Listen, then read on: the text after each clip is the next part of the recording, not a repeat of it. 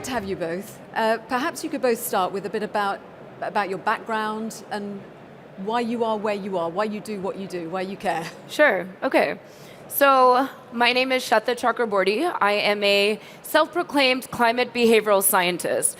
So my academic training is in behavioral science, and I like to add climate to it because we really need to apply behavioral science to climate, because anyone, regardless of what your craft is or your discipline is or your interest is, there is an application to the climate change crisis that you can support, that you can help accelerate this transition to clean energy. So I think it's really critical to have climate as that adjective ahead of whatever your expertise is if we're going to see an acceleration in clean energy, to clean energy. So that's my background, and I'm the CEO of We Don't Have Time. It's the world's largest social media for accelerating climate solutions on a global stage, and all the way to local solutions. We're all about supporting and amplifying the good work that's being done in the climate space to get people excited about the human ingenuity and the positive progress that's underway, because we can overcome this.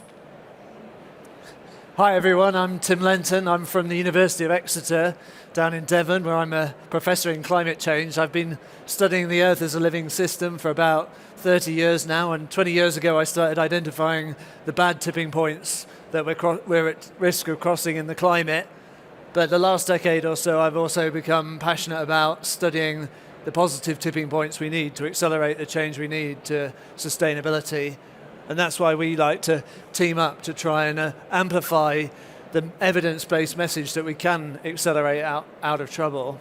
So it sounds like you're both optimists. You're looking for the good, but Tim, you were looking for the evidence of where things were going wrong before. What made you make that switch? Well, 20 years ago, I started waving the red flag saying we're at risk of crossing climate tipping points because we already saw the changes in the climate. We were seeing extraordinary rapid retreat of the Arctic sea ice. We saw the Greenland ice sheet shrinking way faster than anyone had predicted. And I'd been studying Gaia, the Earth as a living system, and I knew that we'd gone through some amazing tipping points to be here in the first place, with life, mostly microbial life, having created a breathable atmosphere for us, having cooled the climate, being somehow involved in regulating the whole system. And I knew that tipping points were just part of the reality of the Earth as a system and of climate change, and that they could happen even without us, and they happened repeatedly, climate tipping points in the last ice age. So it just felt we were neglecting possibly the very biggest risk in climate change by telling ourselves climate was going to be this smooth, linear thing that was going to sort of creep up on us. Well, it isn't like that. Was it challenging when your everyday work was looking at the negative around it? Yeah, well, at least as a scientist, you're moved by the beauty of nature. That's why you study it, and you have a sort of wider identification with the other living things that have given you a world you could live in the first place. And you have a sort of part of you that's celebrating at the same part as another bit of your brain is just feeling the tragedy as we were kind of trashing this evolved creation that we depend on and that didn't depend on us. But yeah, you've got to, as a scientist, you've got to level with yourself and with the evidence, and then you come to see how bleak the situation looks. But crucially, you then say, okay, what's the credible evidence we can accelerate the change we need to get out of trouble? Because we can't just tell fairy stories to each other or have wishful thinking. But the great news is, as hopefully we'll chat a bit more, there's real evidence of real accelerating change to technologies and behaviors that remove the greenhouse gas emissions that we have to get rid of. So where do you see the evidence, Sweta? So to pick up on that, are you an optimist on this? I wasn't. When you learn the climate science, when you see what Tim writes and reports on, it's really bleak, it's terrifying. But my background, again, in behavioral science showcases that to overcome a grand challenge, and we've had many grand challenges in our existence over centuries, we need to be motivated to actually want to overcome it. And motivation comes from feeling that we can come together in community and really identify solutions and get excited about creating that action and creating that positive progress. And that's actually behavioral science. So the fear is a motivator. We know this. But then what really moves people to act from that fear versus become immobilized is by creating opportunities to find others to work with you, creating groups, and then really using action as an antidepressant. So yes, I was terrified, and I was not optimistic when I saw the immensity of the enormity of this challenge that is the global warming, the temperature of the planet warming. But then you see how much coming together and how much innovation is already out there and in the pipeline, and you realize this is something that can absolutely be overcome. And that's the best antidepressant. Okay, but what do you see in terms of that groups working together? And I assume when you talk about that, I mean, you're talking about the innovators, talking about the protesters. You know, at every single level, you've got groups coming together. How much joined-upness is there between them and government? How much is it conversations in silos? So my organization initially is considered an activist organization. Greta Thunberg was actually discovered, if you will, by the founder of our company, who introduced her to the UN, and the rest is history. So we have been pegged as this activist organization, but quite frankly, we are in every single convening on global, anything related to global temperature rise, from the World Economic Forum to the UN conferences.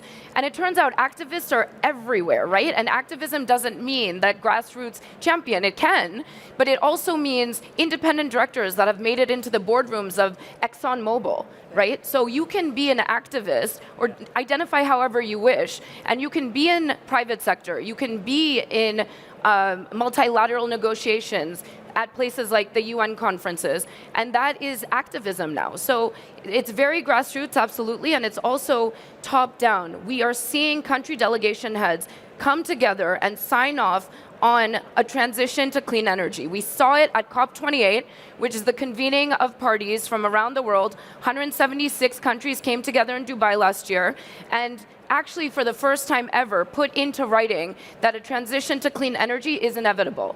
That is huge. We're talking about Saudi Arabia. We're talking about the United Arab Emirates. These are countries that their economy depends on oil. And so to say that there is an agreed upon transition away just goes to show that this isn't activism or grassroots anymore. This is top-down multilateral negotiations. And yes, we still need the public, and we need those Greta Thunbergs and, you know, the young people on the ground to continue to rally for what we know is inevitable. When is the moment, when was the moment when that activism sort of shifts up from being the grassroots, shouting loud, not being heard, to actually having a seat at the table and being heard? I'd like to maybe go back a bit and take an example to illustrate what Sweta's saying, because I've found it fascinating that, for example, Norway is leading the world in electric vehicles, and you'd think, why is that? Why are they 10 years ahead of the US, 8 years ahead of everybody else? It comes back to social activists starting something in 1989, actually. It was members of the pop band a-ha, interestingly, as well as an architecture professor called Harald Rosvik in Norway in Stavanger. They were annoyed with their then government, Gro Harlem Brundtland actually, who was busy increasing the extraction of oil and gas from the North Sea and its exports to the rest of the world, whilst preaching sustainable development to everybody else. And they called their own government's bluff, saying, look, we've got 96, 97% clean hydroelectricity in Norway already. Why aren't we incentivizing a transition to electric vehicles, as well as sustainable housing, solar panels, and the rest of it? And very cleverly, these social activists, they came up with a set of 9 policy demands, like waiving the electric vehicle VAT, waiving the import registration tax, waiving the road tolls. They put them in front of the government. Of course, they didn't get an immediate response, but they were a pop band, they were smart, they knew how to leverage the media, they had the media following them everywhere. So they went and imported a hobby-converted electric vehicle to Norway, knowing that the media were covering this story, were helping communicate how actually this was an available clean technology that would make things better. And they slowly started to get their policy demands. They had a long political battle, actually. How long did it take? Well, it took throughout from about 1990, when they imported a hobby-converted EV, till about 1997 for policymakers to stop kind of resisting the change and to come on board. It took till then to get road tolls waived for all EVs in Norway, but at that point the governance kind of tipped. And this is what Sweta's saying. At that point, you suddenly had the bottom up and the top down coming into alignment. And later on, Harold, who I mentioned, one of the original instigators, actually is part of the group that gets the tender to design the rollout of the supercharger charging network in Norway, which has been the most, you could argue, the best and the most effective in the world, because if you own an EV in Norway, you have twice as many charging stations as if you own one in China, and they're ahead of the rest of all of us. While we're on this EV example, we have the International Energy Agency, which is traditionally relatively conservative, saying that we're hitting peak oil at 2030 and half of all cars will be electric by 2035 globally. And right now, the majority of the cars electric that are being sold in the world are in China. And China is really scaling operations and giving the US and other countries incentive to even speed up what's already underway. And so these are these tipping points, right? I don't mind this global competition, because now if we can electrify transportation, that is taking us a significant way forwards in terms of the over the entire transition to clean energy.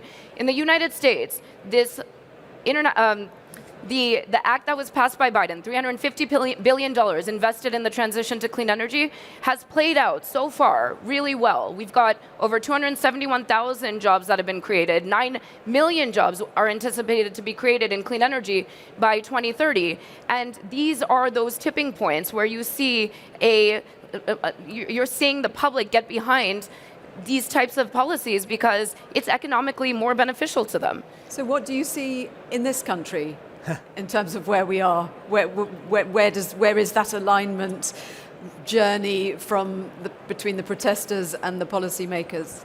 Well, as Simon Sharp, I think, was saying in the last session, we've had a success story in the UK. We've tipped away from coal burning in just the last 10 years. When rewind to 2012 and it's 40% of our power supply. It's pretty much 0% now, and we've ramped up to consistently 40% renewables. So we've got one success story we can be proud of, which is an interesting mix of serendipity, governance, and a rich tradition of social activism here. We have this wonderful law, the Climate Change Act, that makes it legally binding that we get to net zero. We have an independent adjudicator, the Climate Change Committee, telling the government when it's going off track.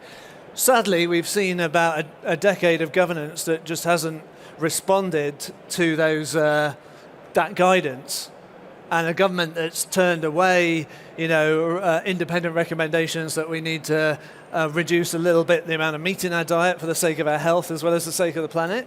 So we're in a mixed place, but this would speak back to, as voters and citizens, it's up to us to get out and vote on this issue if we feel aggrieved about the slippage that's been going on at a national scale here.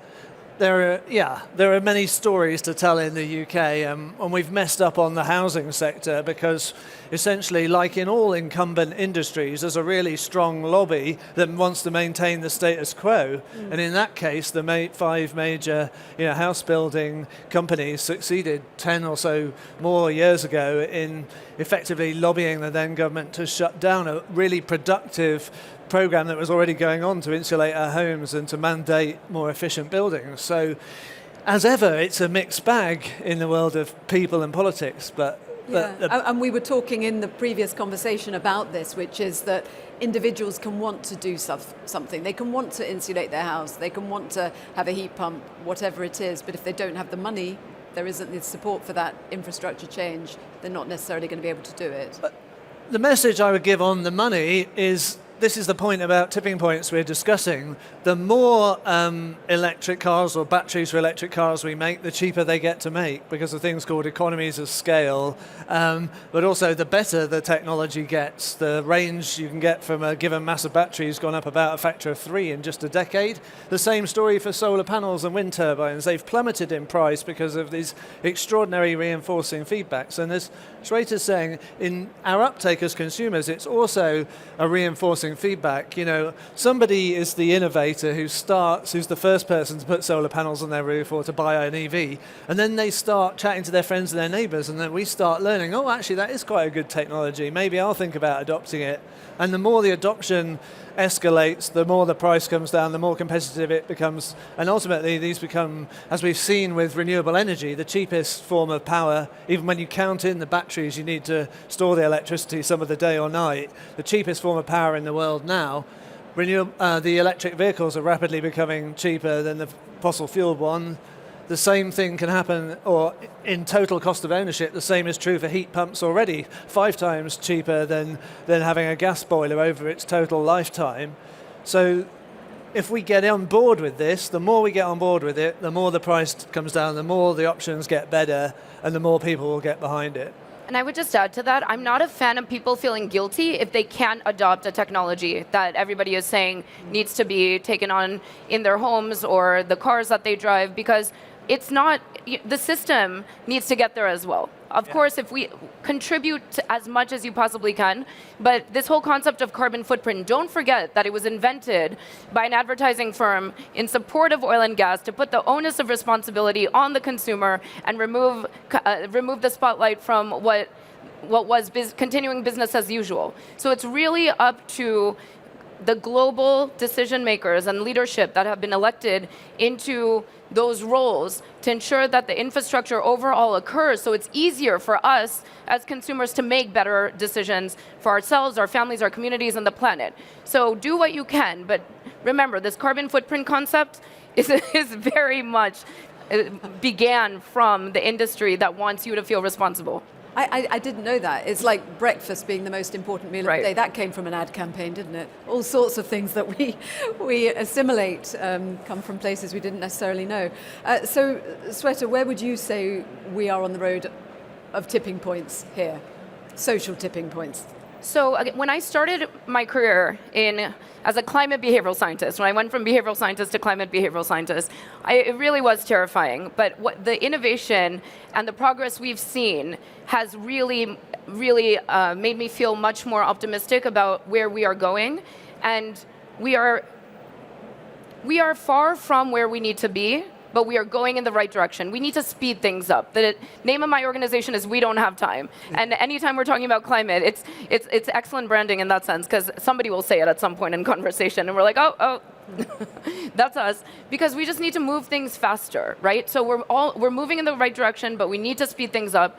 And I think we will see transportation hit, the ambitions we've set for electrification of transportation, we will hit that. I'm very optimistic about that. Agriculture has a long way to go, but again, is moving in the right direction. I think we're going to be hearing a lot of experts talk about the various sectors over the course of the days to really drill down on where we can prioritize and make the most impact from a national level, but then also what can individuals do? Where can you really contribute? Where can you as an employee contribute your company's efforts towards? And it's easier, if you're here, you care.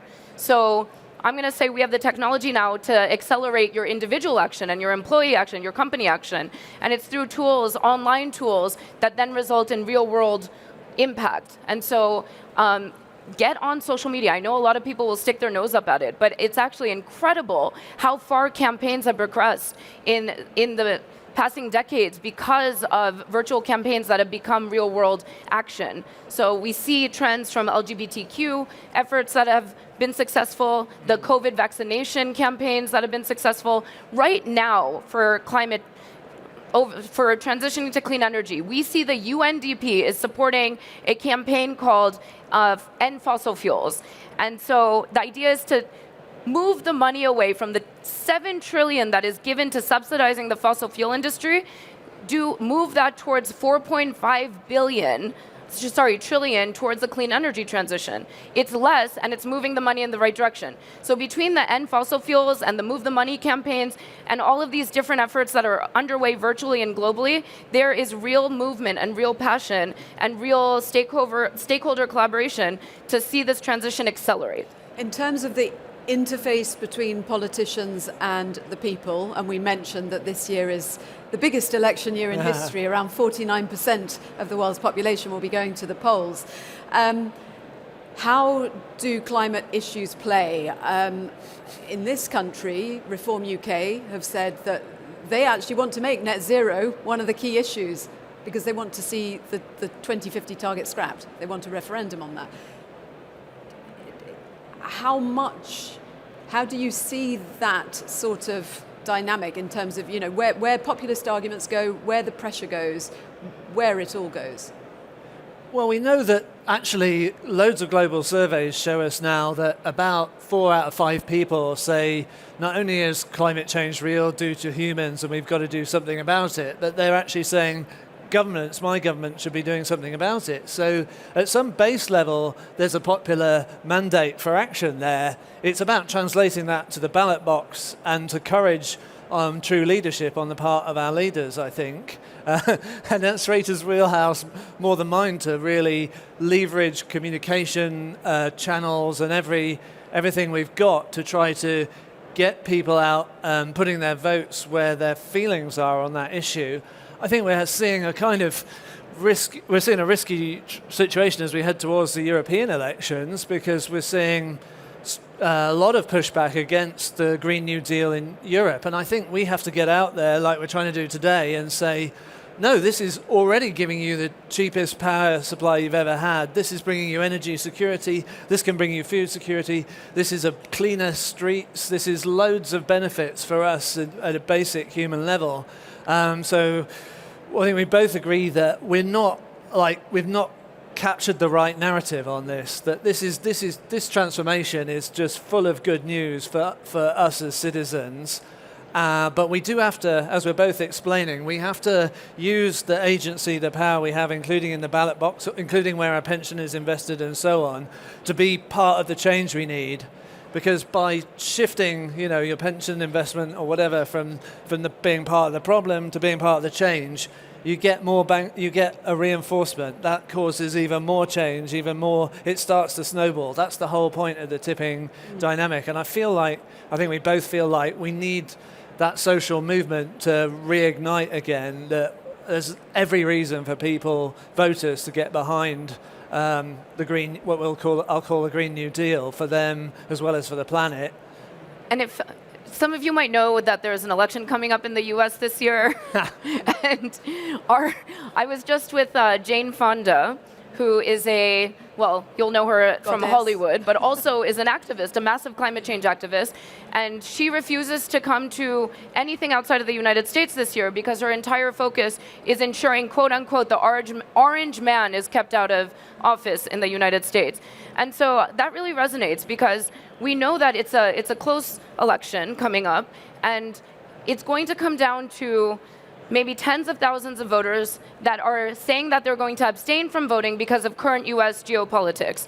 And so it's really critical for those of us who have some ability to explain climate and make climate the top priority for these voters to vote on climate. And I think that's true across the globe this year, right? It's something like 50% of the world is voting this year. Obviously, the US elections is most relevant, you can tell, for me as an American, but it's relevant for the world, and how these countries and the citizens of these countries show up and vote this year is going to really ensure whether or not we reach the ambitions that have been set, the really high ambitions that have been set by the UN since the Paris Accords, that we continue to just barely hold on to every year. But it's still possible. We will achieve what we have committed to globally. We can still keep temperature warming under that threshold to sustain human life. And so this year is super critical, and I implore each of you, to whatever respective locality that you vote in, or